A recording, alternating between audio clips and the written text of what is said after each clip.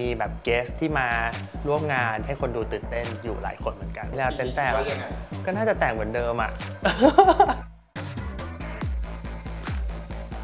ปีที่แล้วโชว์เดี่ยวโชว์แรกของเราคนมาให้กำลังใจเยอะเต็มแบบขนาดตรงบันไดมันยังไม่มีที่นั่งเลยอะเกินคาดหมายอะฟีดแบ็กดีจริง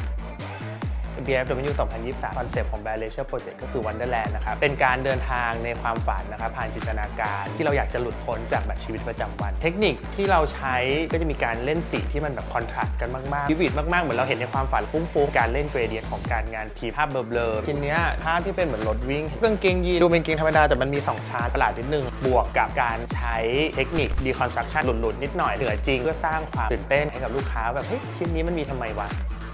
อาจจะฟังดูคอนทราสต์แต่มันก็เป็นไปได้ในแง่ของการวางแผนทำงานให้แบบเอฟเฟกต์กับโลกน้อยที่สุดการซื้อผ้าที่มันไม่ได้มาไกลแบบจากเมืองนอกพยายาม locally source ให้แบบการเดินทางมันน้อยลงมีวิธีจัดการกับขยายเศษผ้าให้กับโรงงานที่เขาไปทำรีไซเคิลต่อ step by step เล็กๆดีกว่าไม่ทำอะไรเลย